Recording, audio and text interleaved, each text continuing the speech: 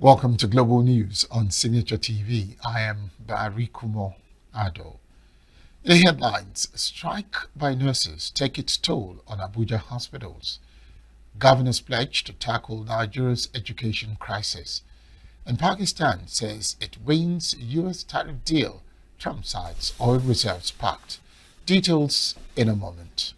Every second, every minute, every day, news is breaking. Events occur and there are new developments. At Signature TV, we follow these stories objectively, bringing all sides without bias, explaining the complex issues, breaking down the numbers, and investigating the issues behind the news.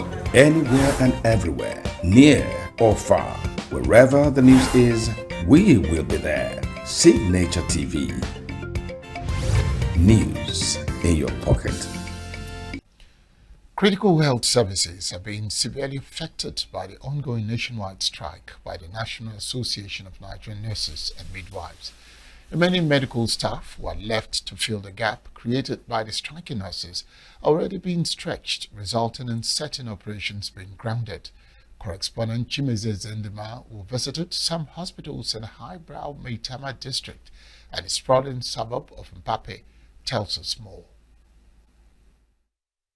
Patients and their relatives are at the receiving end of the Nigerian nurses strike, which entered the second day on Thursday. No new admission is being accepted and patients are not being discharged. At the Mpape Medical Center, which is a first-level healthcare provider, nobody was willing to provide information. Signs of the effects of the strike could only be gleaned by the empty reception desks, with patients and relatives moving in and out, an indication that some skeletal service could be ongoing. The only official who spoke to Signature News refused to speak on the camera and could not disclose his name. The director is not around, was all he volunteered. The situation was much the same at the Maitama District Hospital.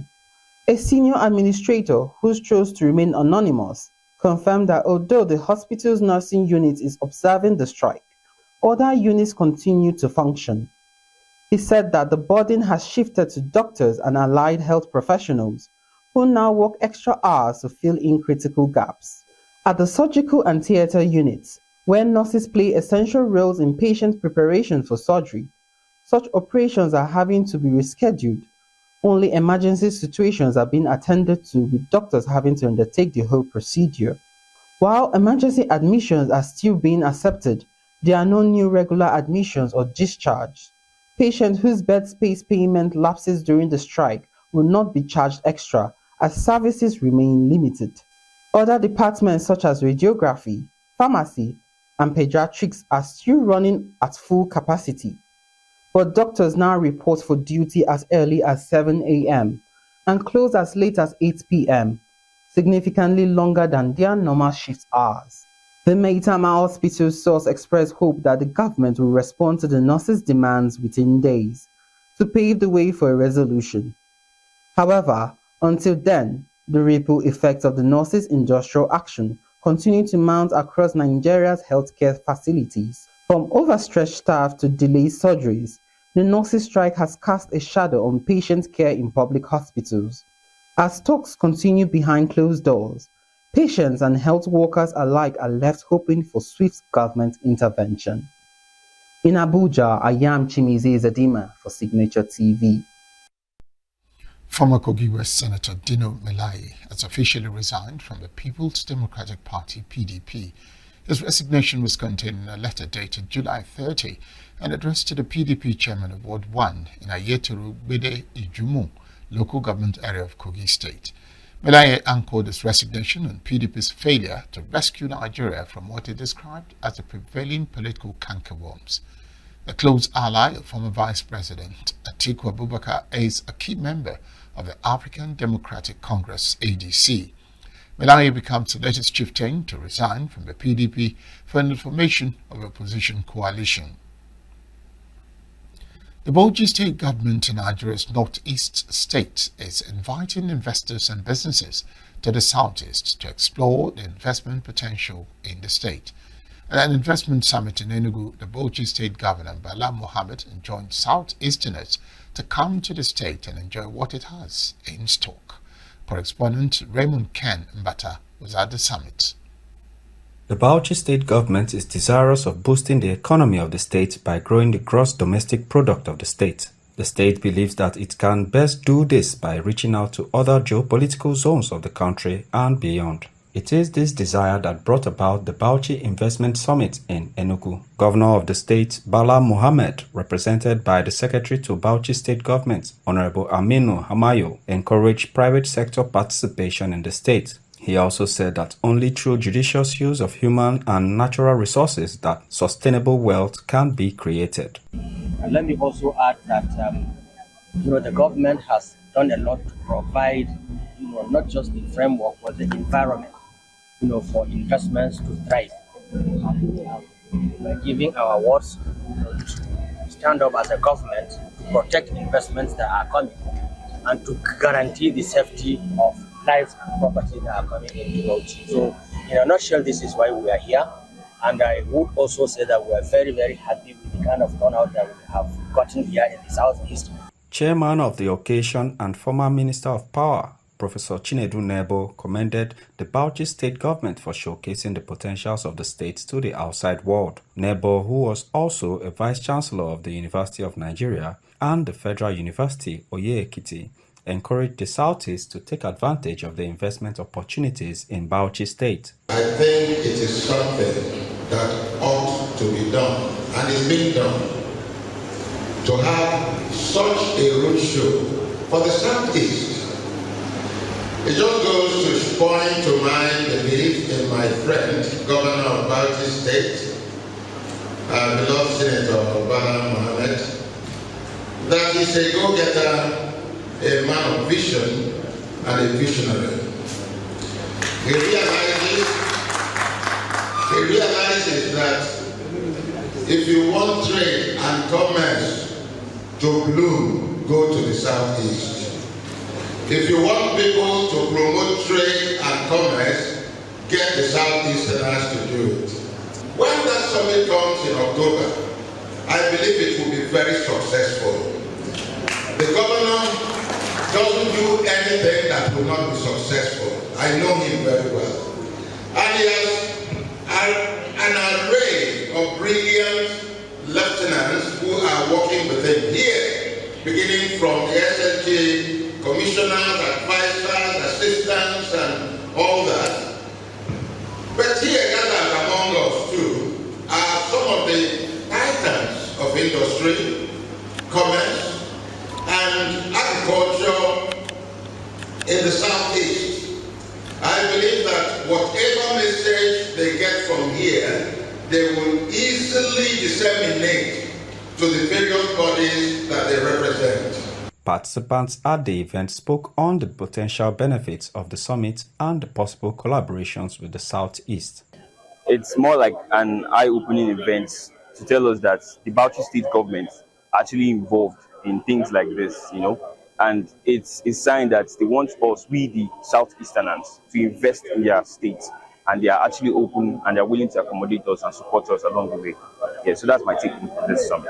Like looking around, you see that there are a lot of young men around here, though they're actually elderly people here, but there are so many young people here. So, craving the indulgence of youths around the Southeast is also a very crucial way of letting the individuals know that the government is part of us and the government is willing to support us. That is a very welcome development. The Bauchi state government is seeking collaboration with the Eastern Corridor.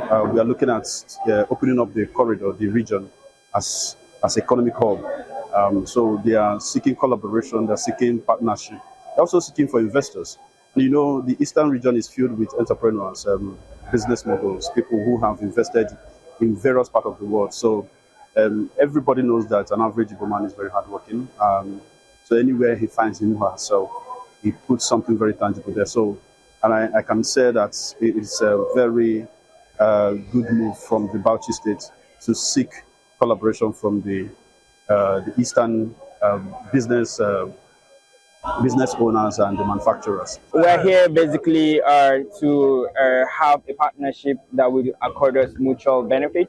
We're here to, let you know what people of Bauchi State has to offer, what Bauchi has to offer in terms of investment. And we are looking at about 10 different key priority sectors for people to come in and invest, ranging from hospitality, agriculture, mineral resources, energy, fintech, among others. Goodwill messages came from representatives of trade organizations, groups, and stakeholders. Raymond Ken Bata reporting for Signature TV.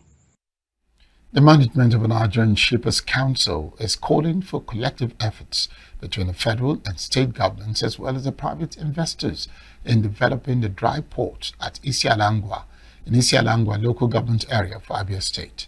The Executive Secretary of the Council, Pius Ukeyima, made a call when he led a delegation of the Council on a visit to Abia State Governor Alex Oti.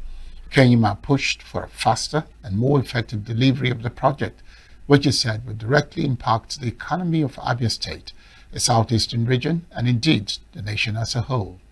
Indirect jobs, especially in logistics, warehousing, transportation, and services, and also to boost Abia State's internally generated revenue through increased trade volumes and value-added economic activities.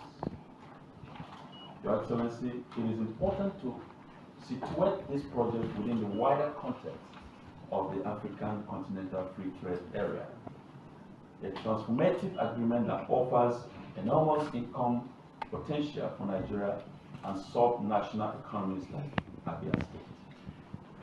Your Excellency, AFTA creates a single continental market of over 1.4 billion people with a combined GDP of over 3.4 trillion, opening vast trade opportunities for local producers and manufacturers here in Abia State.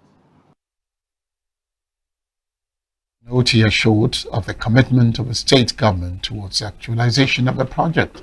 He, however, requested that the details of the initial project proposal be reviewed in order to avoid false starts and design workable plans for the swift realization of the project. We want to be sure that when you have invested money done at a time that you will be patronized. You've seen that even with the port, with Port Port, with Calabar, a lot of our people still face Lagos. That's the reason. So if you don't understand why people do what they do, you can't even solve the problem. I can't sit here and tell you that I have the solution. I don't. I'm still learning, and I'm happy to learn so that we can solve the problem once. When actualized, the entire inland dry port, Isialangwa, would enhance revenue generation, improve the internally generated revenue of Abia State, and generate employment opportunities, thereby reducing crime and insecurity in the southeast. The Nigeria Governors Forum, NGF, comprising 36 state governors, has committed to collaborating with the federal government to address the country's education crisis, characterized by high numbers of out-of-school children and poor learning outcomes. At a state-level workshop in Abuja, NGF Chairman and Kwara State Governor Abdul Rahman Abdulaziz, represented by Leo Ebenezer, highlighted that only 27% of primary 3 pupils have adequate reading skills. He also noted a shortage of over 200,000 qualified teachers, with 27% of current basic level teachers unqualified. Organized by the NGF with the Federal Ministry of Education, UBEC and New Globe, the workshop aims to bridge learning gaps and reintegrate out-of-school children. Minister of State for Education Dr. Suwaiba Ahmed revealed that only 60% of UBE funds are utilized and criticized the overloaded curriculum, with primary pupils studying up to 12 subjects. The federal government plans to reduce this to 7 for primary 1 to 3 to improve outcomes, but stressed that state support is crucial for success. The tenure of the Comptroller General of the Nigerian Customs Service, Bashiru Adeniyi, has been extended by President Bola Tinubu. A statement by presidential spokesperson Bayo Onanuga on Thursday disclosed that Adeniyi's tenure, which is due to expire on August 31, 2025, had been extended by 1 year. Said that extension would enable Adeniyi to consolidate ongoing reforms and complete critical initiatives of the administration. The reforms, according to Onanuga, includes the modernization of the Nigeria Customs Service, the implementation of a national single window project, and the execution of Nigeria's obligations under the African Continental Free Trade Area Protocol. He added that President Tinubu recognizes Adeniyi's steadfast leadership and commitment to service and hopes that extension will further strengthen the Nigeria Customs Service in achieving its strategic mandate of trade facilitation, revenue generation, and border security. The federal government has announced a 50% increase in scholarship grants to Nigerian students across all tertiary levels. The Minister of Education, Olatunji Alausa, announced this in a statement posted on his X handle, said the decision was in line with the government's unwavering commitment to building a more inclusive and knowledge-driven nation. Alausa said the increase will significantly ease the financial burden on students and their families, while enhancing access to quality education for all. The gesture, he said, will tackle the rising cost of education and ensure that no deserving student is left behind. Under the new package, PhD students will now receive 750,000 naira annually. Master's students would henceforth receive 600,000 naira, while undergraduates, including HND and NCE students, will now be entitled to 450,000 naira. Alausa said the revised program emphasized merit, equity, and relevance to national development priorities, particularly in science, technology, engineering, mathematics, medical sciences, STEM, and vocational education. 50% of scholarships going to undergraduate students, 25% to master's students, and 25% to PhD candidates. The Kwara State High Court, Ilorin, has sentenced Abdulrahman Bello to death by hanging for killing Hafsaf Lawal, a final year student of a College of Education in Ilorin. Delivering a judgment on Thursday, Justice Hannah Ajayi cleared and set 4 other defendants, including Ahmed Abdulwasiu, Jamil Uthman, Suleiman Muhyiddin, and Abdulrahman Jamil free of any wrongdoing. Justice Ajayi described the killing of Hafsal as cruel, wicked, and an extreme display of human wickedness. She said all evidence proved that Hafsal was killed in order to be used for manual ritual and trading in human spare parts. His confession of love and plan to marry her, the judge noted, are all concocted lies to lure her to his residence in order to kill her. The offense was said to have been committed on February 10, 2025 at Uluade area in Ilorin, where the victim was said to have been invited by her boyfriend, Abdulrahman Bello, who killed and dismembered the body in his room after having sex with her. Upon being arrested and interrogated, the palm of a disease and a bottle filled with blood and personal belongings of the dead were found in Bello's room, while other parts of her decomposed body were later found at the nearby dump sites in Ilorin. Up ahead, 5 dead, 5 injured in Lagos road crashes. Speaker Abbas tells youth to take center stage in Nigerian politics. Stay with us. Center for Memories Enugu invites Ndi Igbo and lovers of Ndi Igbo and our great heritage to attend the August 2025 edition of Nkatu Umuibe, the regular interactive gathering of Ndi Igbo, to discuss issues of the past that shape today and tomorrow of Ndi Igbo. The topic of Nkatu Umuibe August 2025 edition is Igbo Ebezina, reclaiming the Igbo voice in national conversations. Guest speaker, Ebubedike Vin Martin Obiora Ilo, President and CEO, Signature TV and Signature Media and Development Foundation. Date, Friday, August 1st, 2025. Venue, Center for Memories, number 2 August Street by Umuoji Street, Independence Layout, Enugu. Time, 4 p.m. prompt. Nkatu Umuibe is powered by Center for Memories, Enugu. Join Signature TV on SLTV Channel 265 and on YouTube for the live broadcast of this historic event. Signature TV, news in your pocket. two accidents on Thursday along the Lekki-Ekpe Expressway in Lagos claimed 5 lives and injured 5 others, according to the Lagos State Traffic Management Authority (LASMA). At Abijo bus stop, a speeding Mitsubishi pickup van crashed into a parked Cranbourne equipment, killing 4 occupants and injuring 3 females, who were rescued. In a separate incident near Bogije, a Toyota Escort Jeep collided with a parked Dangote truck, killing the driver and injuring 2 passengers who were extricated by LASMA. LASMA's General Manager Olalekan Bakari urged drivers to avoid dangerous practices like excessive speeding to reduce road fatalities. The Federal Court of Appeal, sitting in Akure, Ondo State capital, has affirmed the election of Governor Lucky Aiyedatiwa, the All Progressives Congress candidate in the November 16, 2024 governorship election in the state. Aiyedatiwa, who contested under the APC, was declared winner by the Independent National Electoral Commission after securing 366,781 votes and winning across all 18 local government areas.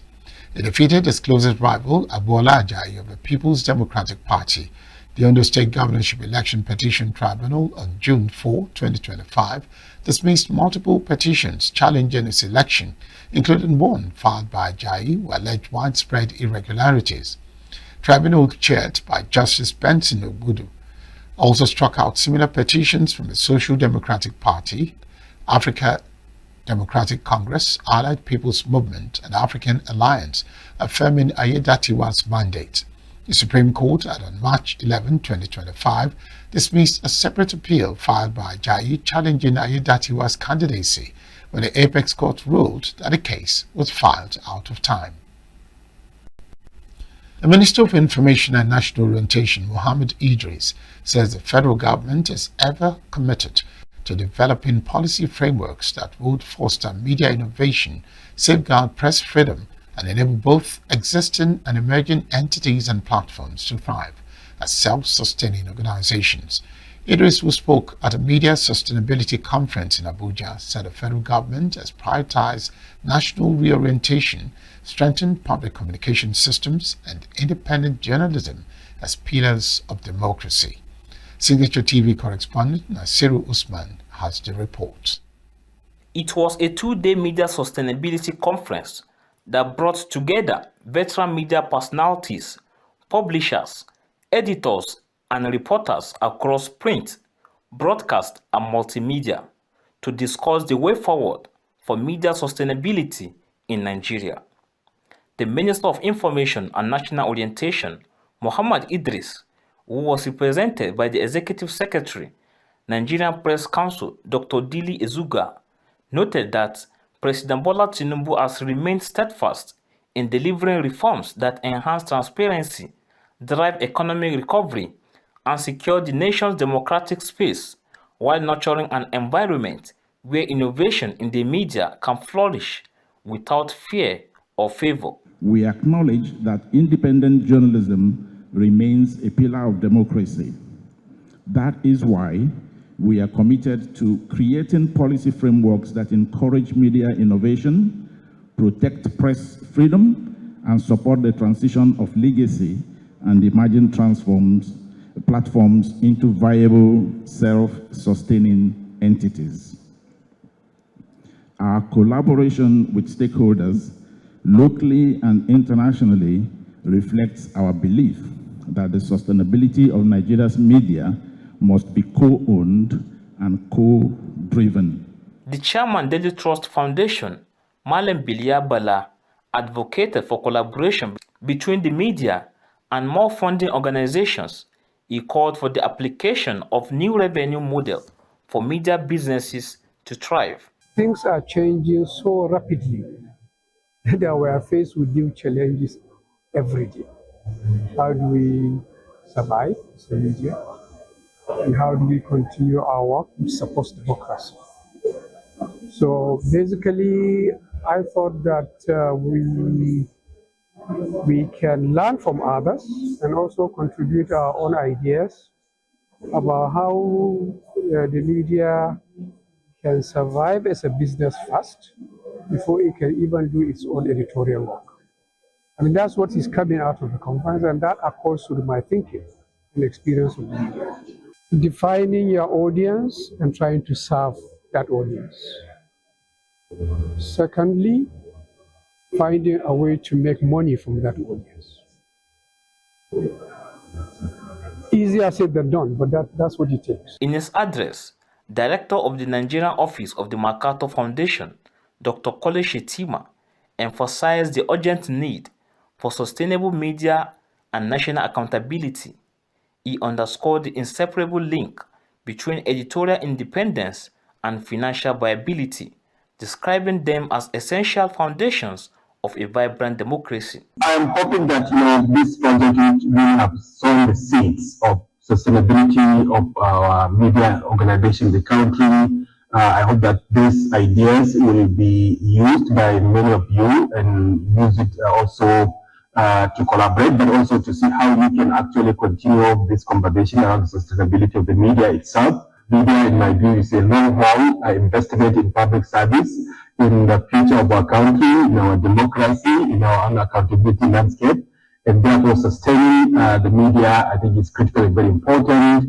And I would also like to hope and call upon other Nigerians who have, who have the opportunity to support the media ecosystem in the country, to also invest in supporting the media ecosystem, because I believe that the health of the media is also the health of the country itself. There were goodwill messages from a number of stakeholders. The NUG is committed to safeguarding the future of journalism in our country. In a time of rapid technological change, economic uncertainty, and growing threats to press freedom, the need for future-proof of our profession has never been more urgent. The future of Nigerian democracy depends on the strength of resilience of its media.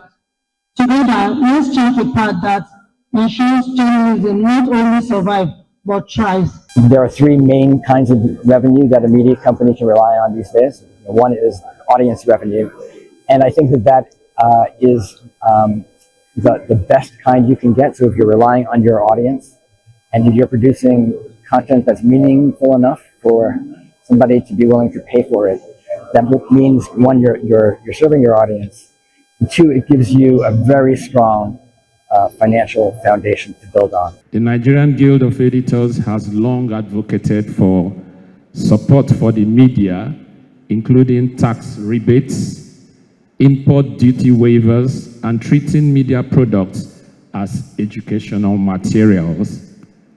The media has played a vital role in entrenching democracy, promoting good governance, and fostering peace and unity in Nigeria. The path forward is clear. Media organizations must diversify revenue sources, harness technology responsibly, engage audiences authentically, and build robust support system. The program is supported by the MacArthur Foundation. In Abuja, Nasiru Usman for Signature TV. The founder and pioneer chairman of the African Democratic Congress, Ralph Mosu, has declared that no form of inducement or political pressure from the present administration will stop the party from building a strong opposition coalition. Mosu spoke on a live television program, accused the federal government of trying to frustrate the ADC through offers of political appointments and internal sabotage. He said that what he did at the last National Executive Council meeting of the party was to send a signal so that the presidency and people pretending to be Democrats who are on the other side should be careful, advising them against ruining the country's democracy. Also alleged that representatives of the presidency had approached him with offers, including ministerial appointments, while individuals allegedly acting as saboteurs had filed court cases aimed at halting the coalition's progress. The Speaker of the House of Representatives, Tajuddin Abbas, wants Nigerian youth to take the center stage in politics and governance in the country instead of protesting from the sideline. Abbas made a call during a campaign led by the Youth in Parliament Forum aimed at mobilizing young Nigerians to run for offices ahead of the 2027 general elections. In an era of growing political awareness, there are renewed calls for greater inclusiveness in politics and governance. One group which feels alienated over the years is the youth population who have remained on the sideline in decision-making platforms. At the launch of the Take Action campaign in Abuja, the Speaker of the House of Representatives, Tajuddin Abbas, reminded the youth that time has come for them to participate rather than agitate. He threw his weight behind the Not Too Young to Run initiative and a bill proposing reserved legislative seats for women. And talking about inclusive governance, Nigerian lawmakers are advocating a bill to increase female representation in politics through reserved seats. Chairman House Committee on Reserved Seat for Women, Honorable Kafilat Obara, and Chairman Senate Committee on Women, Senator Ireti Kingbe, argued that more women in politics will help fight poverty and promote development. The importance of the bill. The reserved seat bill for women is not just about numbers. It is about giving women a voice in decision-making processes that affect their lives and communities. By increasing women's representation, we can ensure that their perspectives, their views, needs, rights are adequately addressed in policy formulation and implementation. This bill aligns with international commitments to gender equality, including the Sustainable Development Goals, particularly Goal 5, which calls for achieving gender equality and empowering all women and girls. Studies have shown that when women are included in decision-making processes, economic growth is accelerated and benefiting to the entire nation as well. It will also interest you that we have sponsored 3 bills to increase the percentage of women in our security institutions recently, thereby promoting gender equality and inclusivity in our security institutions. The seats, we must have them.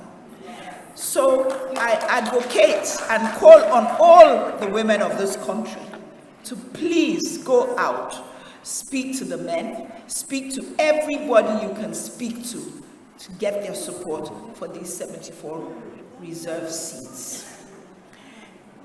Then I would also like to point out to everybody else in the nation, this isn't just about women, it's about the whole country.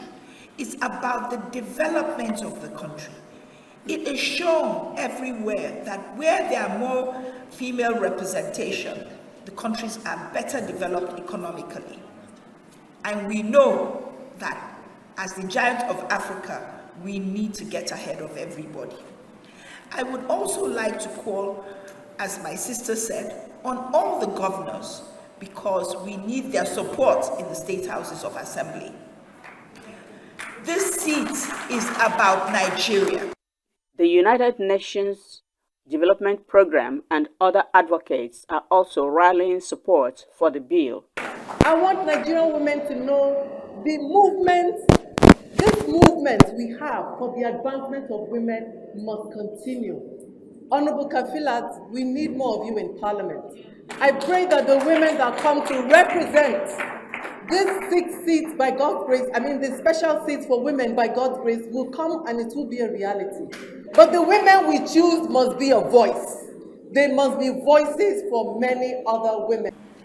Despite making up nearly half of Nigeria's population, women currently occupy fewer than 5% of seats in the National Assembly. This isn't just a gap, it is a call to action. A call to dismantle structural barriers, disrupt the status quo, and build a more inclusive and just governance system. So the Reserved Seats Bill, in our opinion, is a transformative response to that call. A call to deal with dismantling structural barriers, disrupting the status quo. It affirms the principle that women belong at the table, not as guests, but as decision makers, not as exceptions, but as equals. And back in the House of Representatives, the Independent Corrupt Practices Commission, ICPC, has raised alarm over corruption lapses in government institutions. A report presented to the House revealed that 92 ministries, departments and agencies, MDAs, still lack functioning anti-corruption and transparency units. The Commission attributed the failure to poor funding, executive interference, and lack of political will, calling for training, awareness, and better institutional support. We realize that in the compliance rating, we have 6 categories. We have the full compliance, that is MDAs that score 95% and above, and then we have substantial compliance, partial compliance, poor compliance, non-compliance, and non-responsive. But over time, we realize that some MDAs will fall into substantial compliance, while the NDA is not effective. So this year going forward, ATU is now a standalone key performance indicator. Declaring the hearing open, Speaker of the House of Representatives, represented by Honorable Omar Ajilo, said the session was not a witch hunt, but a proactive effort to assess the performance of acting corruption units and strengthening institutional integrity. This public hearing aims to assess the functionalities and effectiveness of the anti-corruption and transparency unit across all MDAs to identify their challenges and explore viable strategies for addressing the challenge.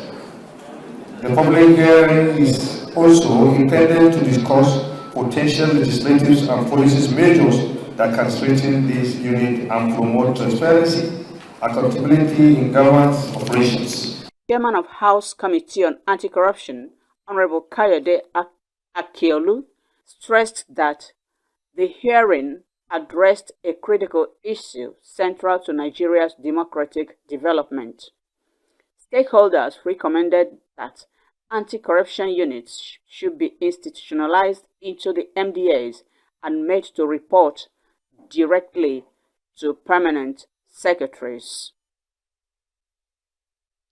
The National Identity Management Commission has successfully integrated all Nigerian telecom operators to its enhanced NINOUT's platform. The upgrade strengthens the security and efficiency of digital identity verification nationwide.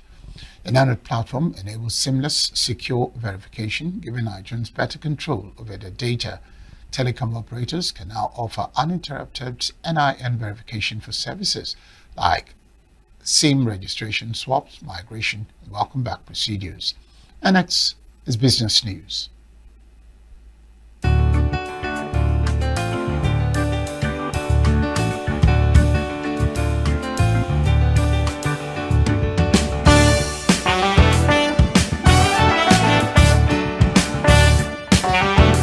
The Nigerian Stock Exchange market ended the last trading session of July on a mixed note, as a total of 1,101,676,027 shares were exchanged in 37,365 deals, amounting to a market value of 32.99 billion naira.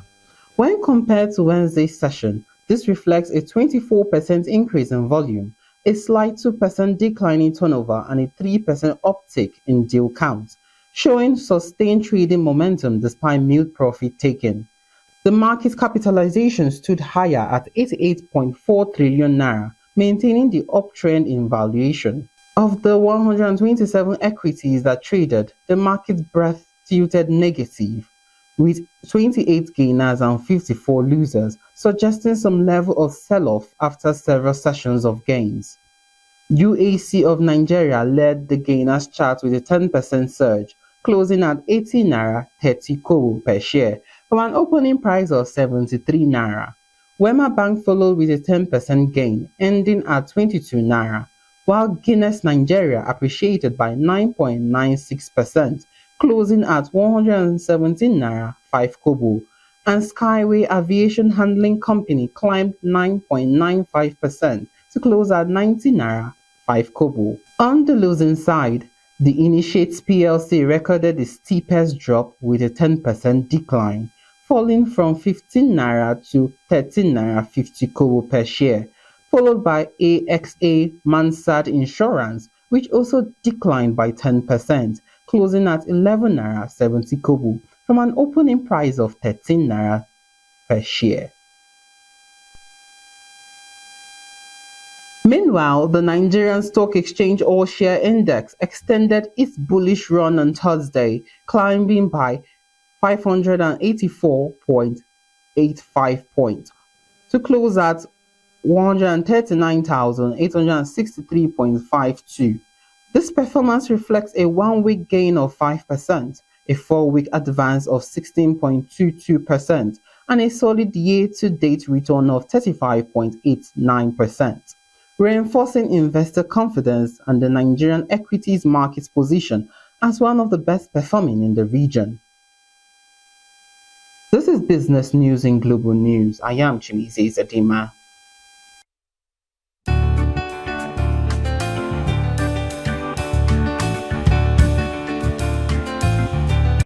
Still to come, Indians displeased as Trump's 25% tariff threat dominates headlines. U.S. Treasury Department imposes massive sanctions against the Iranian shipping network. This and more after the break. Center for Memories Enugu invites Ndi Igbo and lovers of Ndi Igbo and our great heritage to attend the August 2025 edition of Nkatu Umuibe, the regular interactive gathering of Ndi Igbo to discuss issues of the past that shape today and tomorrow of Ndi Igbo. The topic of Nkatu Umuibe August 2025 edition is Igbo Ebezina, reclaiming the Igbo voice in national conversations. Guest speaker, Ebubedike Vin Martin Obiora Ilo, President and CEO, Signature TV and Signature Media and Development Foundation. Date, Friday, August 1st, 2025. Venue, Center for Memories, number 2 August Street by Umuoji Street, Independence Layout, Enugu. Time, 4 p.m. prompt. Nkatu Umuibe is powered by Center for Memories, Enugu. Join Signature TV on SLTV Channel 265 and on YouTube for the live broadcast of this historic event.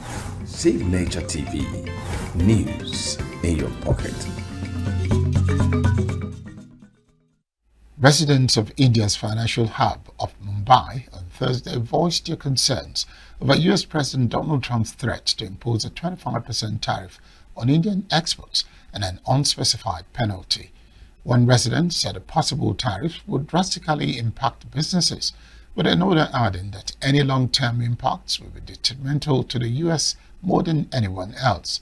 Trump said on Wednesday the United States is still negotiating with India on trade, after announcing on his Truth Social account earlier in the day the U.S. would impose a 25% tariff on goods imported from India starting on Friday.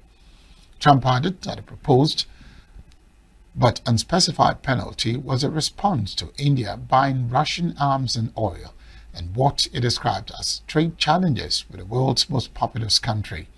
The new tariff would impact Indian goods export to the U.S. estimated at around $87 billion in 2024, including labor-intensive products such as garments, pharmaceuticals, gems, and jewelry and petrochemicals.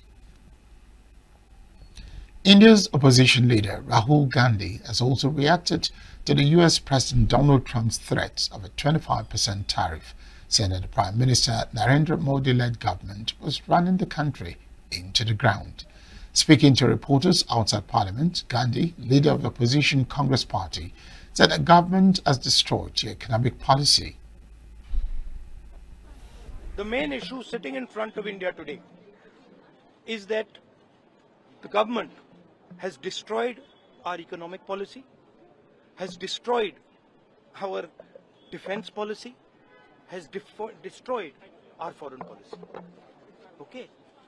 They are running this country into the ground. I mean, everybody knows this, except the Prime Minister and the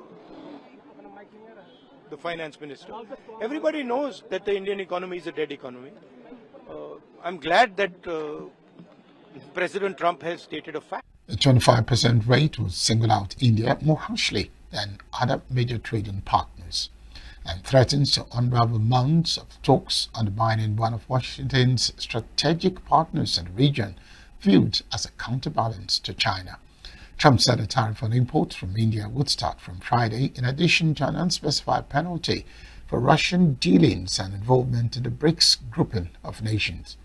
In response, Modi's government said it was studying the implications of Trump's remarks and was dedicated to securing a fair trade deal. The United States and Pakistan said they had clinched a deal that Islamabad described as leading to lower tariffs on its exports, while President Donald Trump hailed an agreement to help develop the South Asian nation's oil reserves. Islamabad described the deal as a marker of a broader partnership with Washington, and Finance Minister Mohammed Aurangzeb, who led the final round of talks, said there was a larger economic and strategic agreement.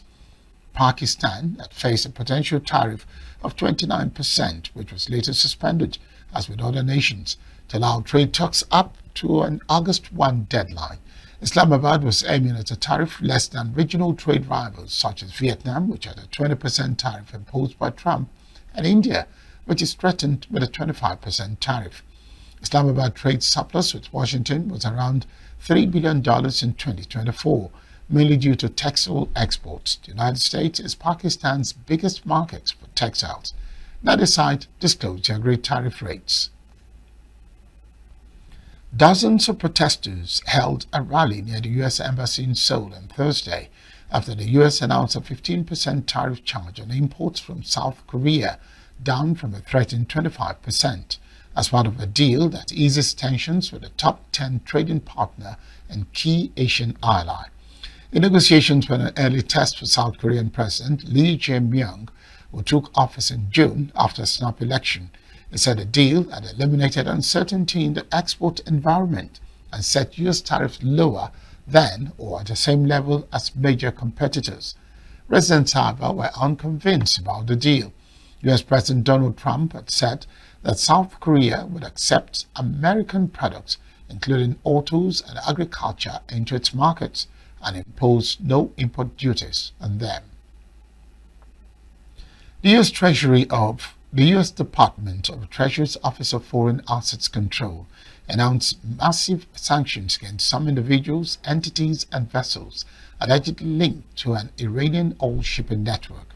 Package is designating more than 50 individuals and entities and identifying more than 50 vessels. It is the largest Iran-related sanctions package since 2018. There were 115 sanctions issued on Monday, and the largest to date since the Trump administration implemented a campaign of maximum pressure on Iran, according to U.S. Treasury Secretary Scott Bessent. The action was taken pursuant to Executive Order 13,902, which target those operating in certain sectors of the Iranian economy. It is also in furtherance of Treasury's implementation of National Security Presidential Memorandum 2, instituted a campaign of maximum economic pressure on Iran. The U.S. Department of State is concurrently designating 20 entities and identifying 10 vessels as blocked property for their involvement in the trade and transport of Iranian petroleum and petrochemical products.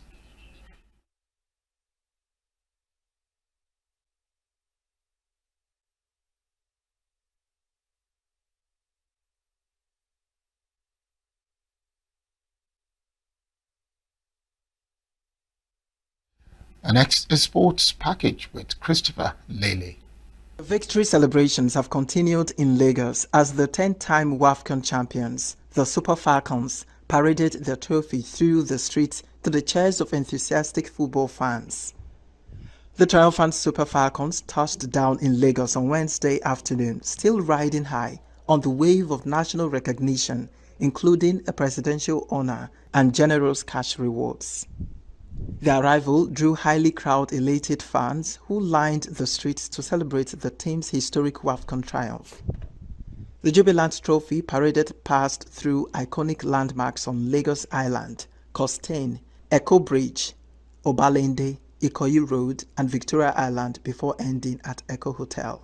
The Moroccan Football Federation (FRMF) has officially filed a petition to the Confederation of African Football (CAF) calling for the suspension of Namibian referee Ansino Toyanyukwa for supposedly failing to award a vital penalty during the final of the 2024 Women's African Cup of Nations (WAFCON) against the Super Falcons of Nigeria last Saturday. As reported by Morocco World News, the petition cites refereeing injustices. FRMF claimed that Toyanyukwa's decision significantly influenced the result of the WAFCON final. The scoreline was tied at 2-2 in the 82nd minute when the referee gave Morocco a penalty. Former Shooting Stars gaffer Edith Agoye has been appointed as the new head coach of Nationwide League One side Grassrunners FC. Agoye, a former striker, previously guided the Oluyole Warriors to a respectable finish in the Nigerian Premier Football League before leaving the club a few seasons ago. He replaces Paul Ofo, who is reportedly set to take up a role with the Nigerian National League team. The experienced tactician is signed a 3-year contract and is tasked with leading Grassrunners FC into the upcoming campaign. Jonathan Okechukwu has completed a move to Nigeria Premier Football League (NPFL) side Plateau United. Okechukwu joined the Peace Boys from Nigeria National League (NNL) outfit Crown FC. The midfielder caught the eye during the Ogbomoso-based club's NNL playoff tournament in Asaba. Okechukwu, alongside Wasio Falolu, was outstanding for Crown FC last season. The energetic midfielder is expected to play an integral role in a new-look Plateau United side next season. Plateau United are currently undergoing a rebuilding process following the recent appointment of a new management team and head coach. The 2025 WAFUB Women's Champions League draw has been postponed to Tuesday, August 5. The draw ceremony was initially scheduled for Tuesday, 29 July. Bayelsa Queens will flag Nigeria's flag at the Banea competition. The Nigeria Women Football League (NWFL) champions will know their group stage opponent 5 days before the start of the competition. Cote d'Ivoire will host the WAFUB Women's Champions Tourney for the second consecutive edition. Bayelsa Queens will be looking to become the first Nigerian club to win the competition twice after defeat in 2022. The winner of the tournament will represent the zone in the CAF Women's Champions League. Bayana head coach Dr. Desiree Ellis says her team will leave no stone unturned as they gear up for the 2026 Women's African Cup of Nations (WAFCON) qualifier against DR Congo in 3 months. South Africa finished a disappointing 4th at the 2024 WAFCON, failing to defend the crown they won in 2022. Speaking on arrival from Morocco, Ellis avoided speculating about the team's future, instead stressing the importance of the upcoming qualifier. Galatasaray are expected to make 2 big signings following the arrivals of Leroy Sane and Victor Osimhen. This was revealed by Nigerian broadcast journalists on social media. The Turkish champions have already completed the move for Sane, who joined as a free agent from Bayern Munich. On Wednesday night, Galatasaray officially unveiled Osimhen, who spent last season on loan but has now agreed a permanent move. Ahead of the new Premier League 2025/36 season, Manchester United on Wednesday made 2 senior appointments to vice